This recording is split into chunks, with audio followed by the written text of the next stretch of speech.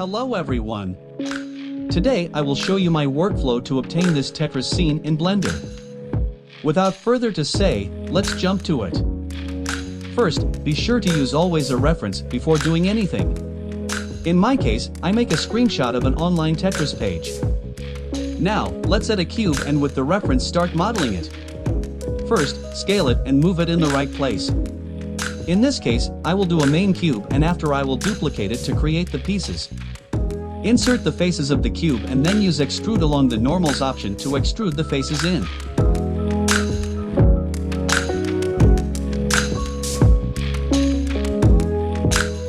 Now, I will UV unwrap the cube. It is not a necessary step, but I like to unwrap the glassy materials in Blender. Unwrapping this cube now will prevent you to unwrap every single cube after you duplicate them. After that, I will create a simple base material that we will modify later. First, let's add a glassy black material for the borders of the cube.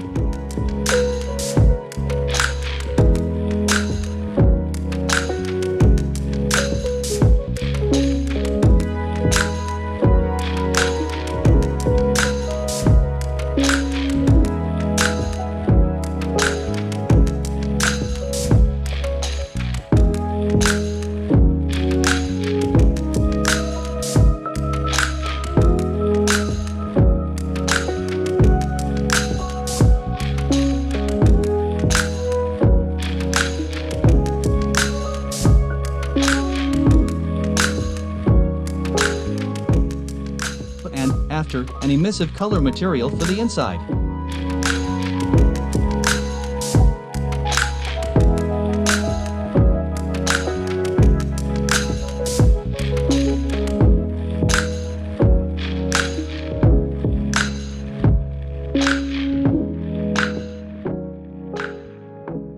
Let's start doing the pieces. I will use array modifiers to get an even distance every single time. Place the main cube and modify the array values to get the shape you want.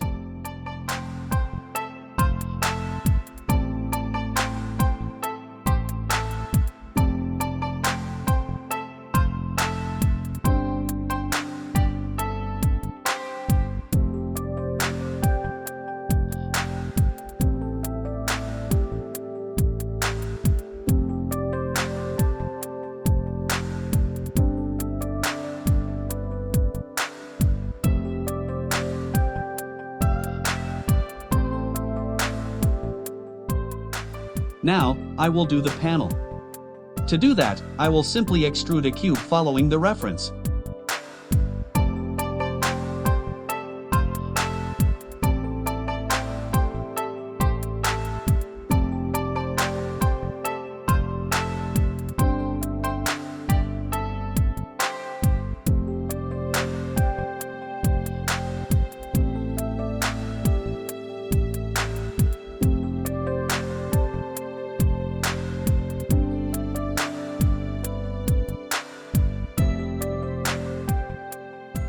Then, be sure to bevel it to obtain a nice shape.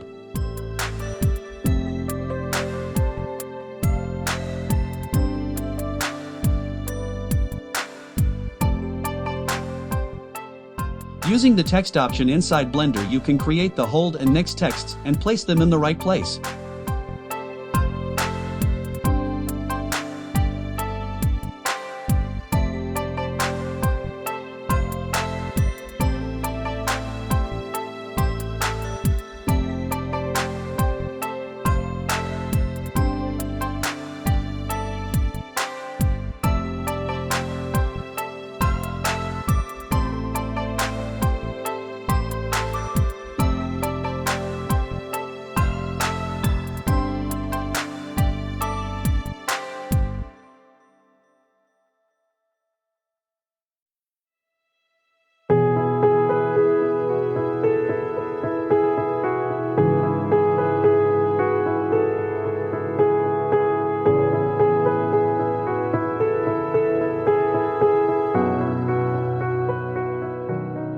Then, you can start placing the pieces doing shapes.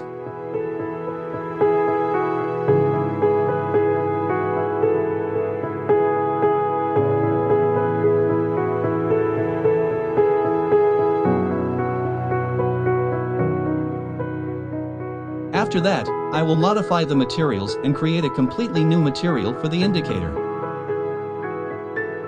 To do that, I will give a gray color and drop the opacity down to a really low value.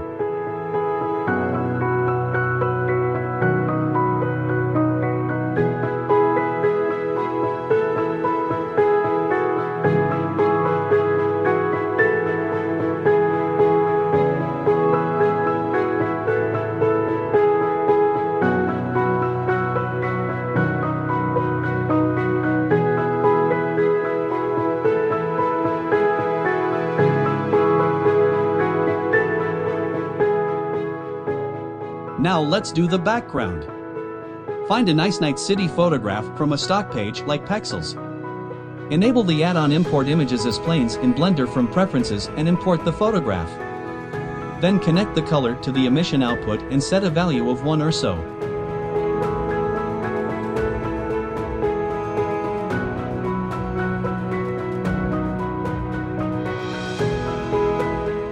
Then, to avoid the image to take the scene attention, I added a curve RGB node to set the gamma down.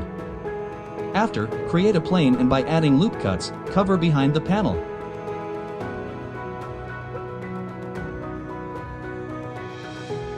Then, set a dark material and set the roughness value down to give some reflection from the emissive pieces.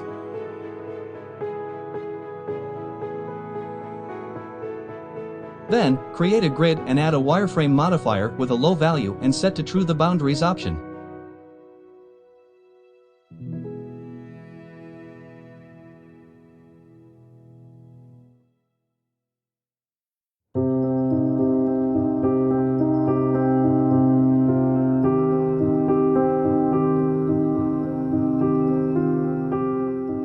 Add a white material and set the opacity really low to avoid overwrite the reflections.